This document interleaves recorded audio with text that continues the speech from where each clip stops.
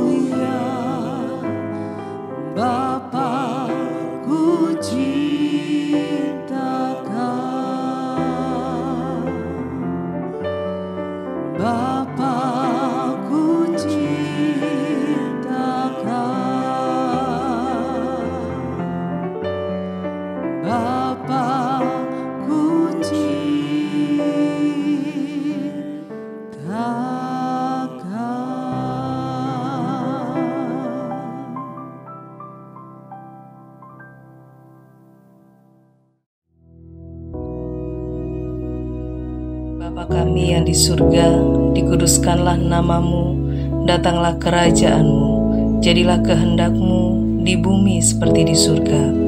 Berikanlah kami pada hari ini makanan kami yang secukupnya, dan ampunilah kami akan kesalahan kami, seperti kami juga mengampuni orang yang bersalah kepada kami. Dan janganlah membawa kami ke dalam pencobaan, tetapi lepaskanlah kami daripada yang jahat. Karena Engkaulah yang empunya kerajaan dan kuasa dan kemuliaan sampai selama-lamanya. Amin.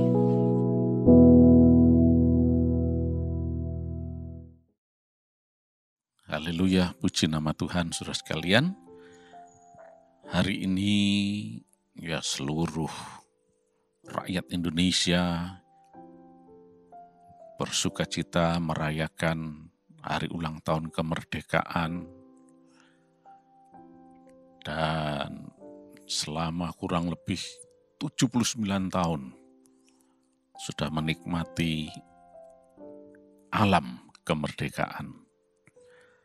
Nah, pada tanggal 17 Agustus dengan kemeriahan di sana sini semuanya ikut merayakan hari kemerdekaan ini. Puji nama Tuhan. Allah itu berkuasa mengendalikan segala sesuatunya, dan Allah memang merencanakan, predestin, memberikan destiny, bahwa bangsa itu sebetulnya adalah bangsa yang bebas, merdeka, bukan bangsa yang tertindas, bangsa yang disengsara, terjajah, dan sebagainya. Tapi bangsa yang merdeka untuk memuliakan Tuhan. Nah, masalah kemudian berulah begini, begitu, dan seterusnya. Seperti kita lihat di dunia ada banyak bangsa dengan berbagai macam ulah, tingkah, pola, dan sebagainya. Ya, itu urusan mereka dengan Tuhan. Tapi Tuhan tidak pernah merencanakan penindasan. Tuhan selalu merencanakan kebebasan, kemerdekaan untuk memberikan hari depan yang penuh harapan. Kita tahu bahwa ada bangsa-bangsa yang bebas, tapi kebablasan bebasnya. Sampai semuanya bebas. Bebas ngomongnya, bebas tindakannya, bebas dalam hal kawin mengawinkanlah, sak suka-sukanya, dan sebagainya. Bebas untuk seneng, entah itu sejenis lah. Cuma yang belum ada kok rasanya hampir tidak ada. Ya walaupun mungkin ya pernah dicatat ada ya. Misalnya menikah dengan hewan lah dan sebagainya. Ya. Nah, kita lihat bahwa Tuhan itu merencanakan kebebasan sebetulnya. Nah, untuk itu kita lihat bagaimana Tuhan itu adalah Sang Pembebas. Mari kita akan baca bersama-sama di dalam Keluaran pasal yang ke-20 mulai ayat yang pertama.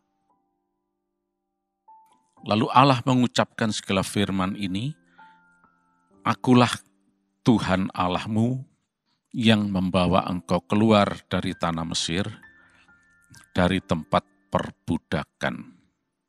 Nah, sampai di sini pembacaan kita.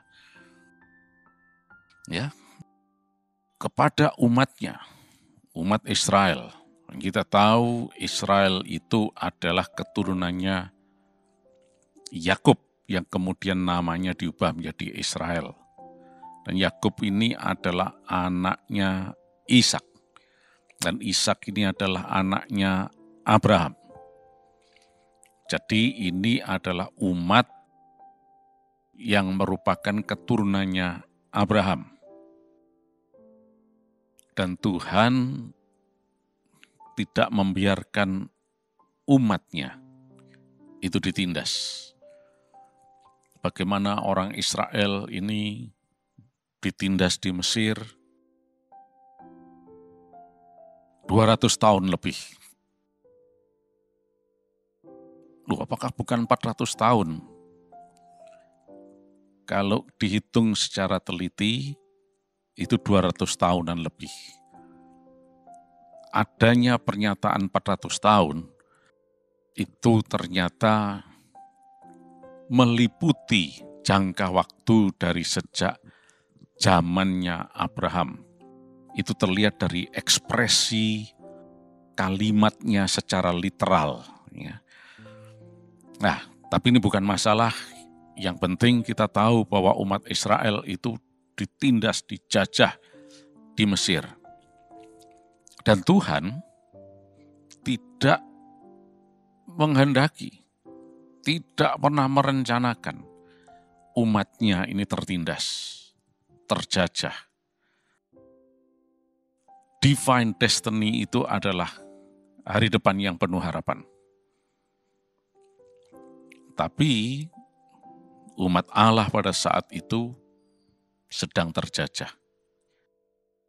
Padahal ini adalah sebetulnya umat pilihan sendiri. Nah, itulah sebabnya ini bisa kita jadikan contoh bagaimana Allah memilih umatnya. Kita tahu dari sejak Abraham, kakek moyang dari umat Israel ini dipilih secara khusus oleh Tuhan. Tuhan katakan, aku akan memberkati keturunanmu. Ya ini, bangsa ini. Dan kau akan menjadi bangsa yang besar. Ya ini, bangsa ini. Inilah umat pilihan Allah. Tapi sedang terjajah. Nah, Tuhan menghendaki kemerdekaan. Itulah sebabnya dalam ayat 2 tadi dikatakan, Akulah Tuhan Allahmu yang membawa engkau keluar dari tanah Mesir, dari tempat perbudakan. Anochi Adonai Elohecha. Akulah Tuhan Allahmu. Asher hotsetika mimitzrayim mibet abadim. Yang sudah menyelamatkan, membebaskan kamu, memerdekakan kamu. Yatsa, dari perbudakan di Mesir. Mibet abadim, rumah perbudakan, penindasan, dan sebagainya. Nah, lalu untuk apa Tuhan ini merencanakan kebebasan? bukan sekedar Tuhan tidak menghendaki adanya penindasan saja, tapi ada tujuan yang Tuhan mau. Tapi sebelum itu, kita lihat dulu ayat yang ketiga, yang mengatakan, jangan ada padamu Allah lain di hadapanku. Ayat 4, jangan membuat bagimu patung, dan seterusnya. Ayat 5, jangan sujud menyembah, dan seterusnya. Nah, di sini kita melihat, loh, dibebaskan, dimerdekakan. Tapi kok masih ada jangannya, ketidakbolehannya, ada larangannya. Apa ini yang disebut merdeka?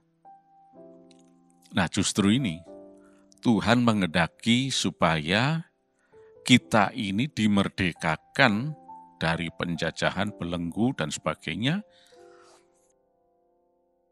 Dan kita menikmati kebebasan yang sejati. Apa kebebasan yang sejati? Ternyata kebebasan yang sejati itu tidak lain adalah kalau kita menghamba pada Tuhan.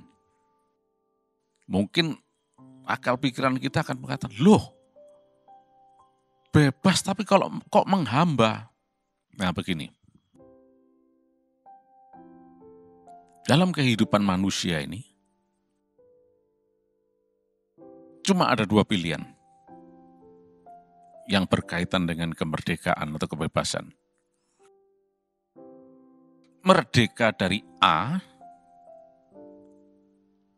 atau menghamba kepada B. Nah, ya.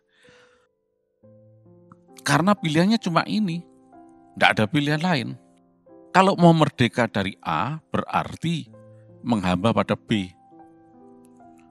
Kalau tidak mau menghamba pada B, ya berarti menghamba pada A.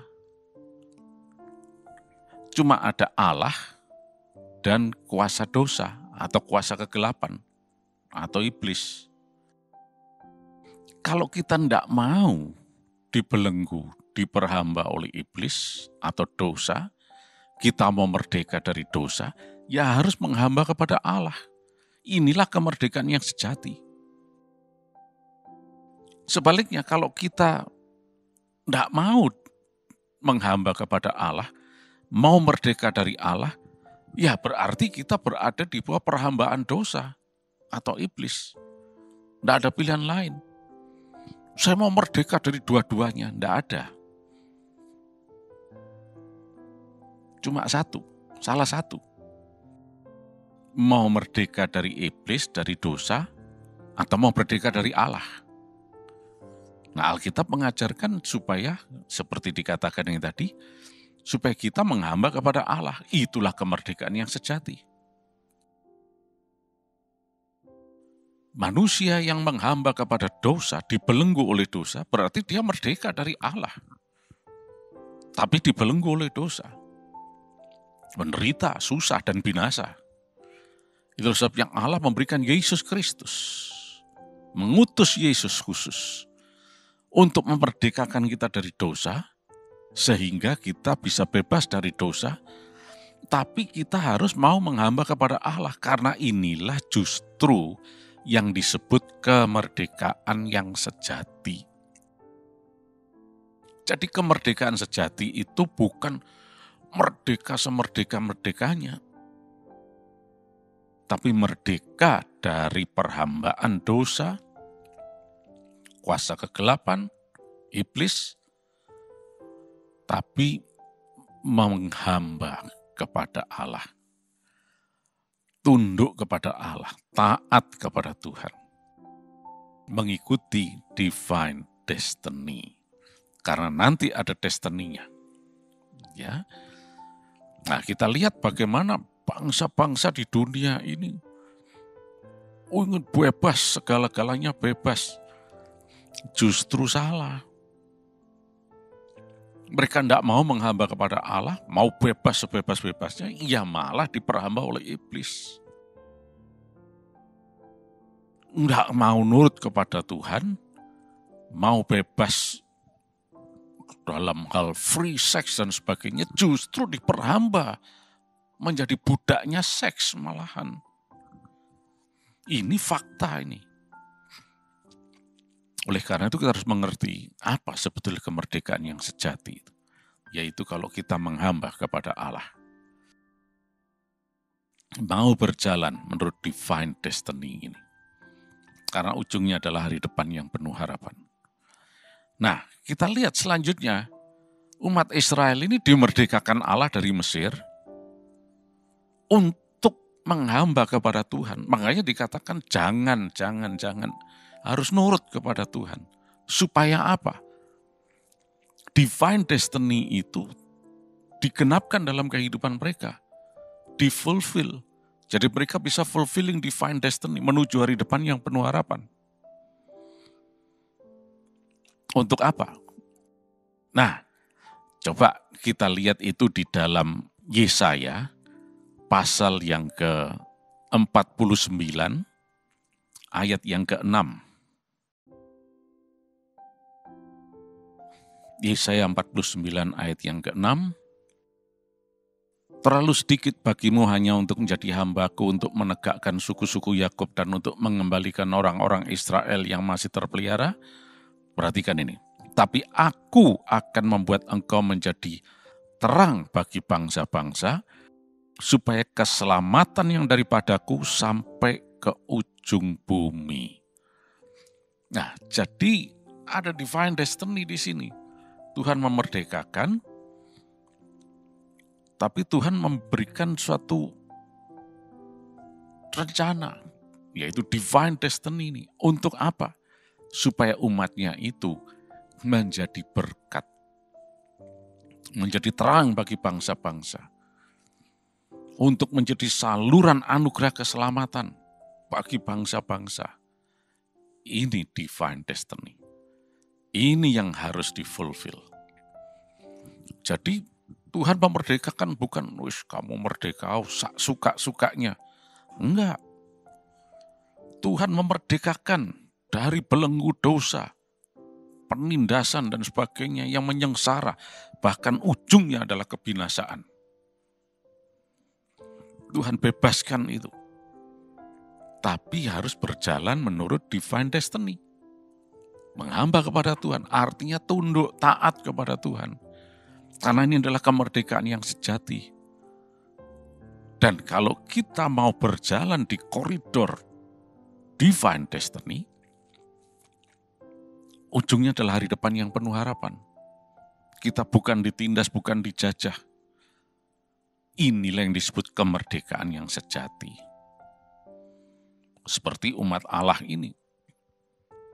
Mereka dibebaskan supaya mereka menghamba kepada Allah, menjadi umat pilihan Allah, chosen people, untuk fulfilling divine destiny, menggenapi rencana Allah. Dan mereka akan menuju hari depan yang penuh harapan. Nah, divine destiny dijelaskan di sini, yaitu supaya menjadi berkat bagi orang yang lain. Dan ini sebetulnya bukan terjadi kebetulan. Sejak dari nenek moyang mereka, dari Abraham, Tuhan sudah memilih umat ini. Dari sejak Abraham, Ishak, Yakub, dan kemudian mereka semakin berkembang menjadi bangsa yang besar. Ya. Kita tahu bagaimana Abraham dipilih oleh Tuhan secara khusus. Dan Tuhan mengatakan, aku akan memberkati engkau supaya engkau menjadi berkat. Coba kita lihat itu ya. Di dalam Kejadian pasal yang ke-12 ayat yang ke-3. Sebetulnya mulai ayat yang ke-1 ya. Tapi kita langsung ayat 3 saja. Aku akan memberkati orang yang memberkati engkau dan mengutuk orang-orang yang mengutuk engkau, dan olehmu semua kaum di muka bumi akan mendapat berkat. Nah, ya, jadi kamu, kata Tuhan kepada Abraham, Dan anak keturunanmu nanti akan menjadi bangsa yang besar, akan diberkati supaya bisa menjadi berkat. Ini divine destiny. Nah, pertanyaannya, apakah dalam perjalanan kehidupan ini umat Allah tersebut bisa fulfilling divine destiny? Nah, itu kita bicarakan pada kesempatan lain nanti. Kita lihat bagaimana nggak selalu umat Allah ini bisa jadi berkat. Nggak selalu mereka mau berjalan di koridor divine destiny. Kadang-kadang mereka menyeleweng, ya. Dan seterusnya. Ya. Nggak ada kemerdekaan. Tapi kalau mau berjalan menurut divine destiny, di situ ada kemerdekaan. Ada berkat untuk menjadi berkat.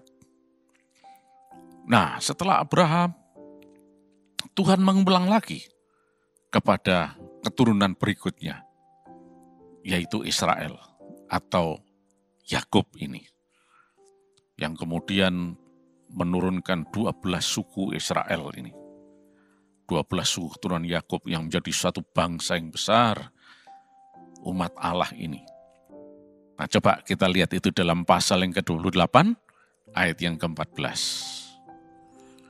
Dikatakan begini, keturunanmu akan jadi seperti debu tanah banyaknya, dan engkau akan mengembang ke sebelah timur, barat, utara, dan selatan, dan olehmu serta keturunanmu, semua kaum di muka bumi akan mendapat berkat. Amin, haleluya. Nah, inilah divine destiny. Tuhan menghendaki kemerdekaan betul-betul dialami, tapi harus mau nurut kepada Tuhan, menghamba kepada Tuhan. Karena ini adalah kemerdekaan yang sejati. Berjalan di koridor divine destiny, yang ujungnya adalah hari depan yang penuh harapan. Nah, umat Israel ini dimerdekakan oleh Tuhan supaya bisa menjadi berkat. Keturunanmu akan menjadi berkat di muka bumi. Ya, dan oleh karena keturunanmu itu semua kaum di muka bumi akan mendapat berkat. Ini divine destiny. Begitu juga kita. Tuhan menghendaki supaya kita ini betul-betul merdeka. Yaitu ketika kita dibebaskan dari penjajahan dosa, belenggu dosa, ikatan kuasa kegelapan dan sebagainya. Tapi kita harus mau nurut kepada Tuhan. Tidak pakai mau kita sendiri. Berjalan di koridor divine destiny ini, maka kita akan menikmati hari depan yang penuh harapan. Dan rencana Allah bisa digenapi. Kita bisa fulfilling divine destiny, yaitu menjadi berkat bagi orang yang lain. Nama Tuhan dipermuliakan. Puji nama Tuhan, saudara sekalian. Mari kita berdoa. Terima kasih Roh Kudus, pimpinlah kami. Dan sepanjang hari ini kami sehat, kami diberkati berkelimpahan. Dan kami boleh menjadi berkat, nama Yesus dipermuliakan. Biarlah kami betul-betul fulfilling divine destiny, Tuhan. Terima kasih Tuhan. Kami terima berkat dalam nama Yesus Kristus. Amin.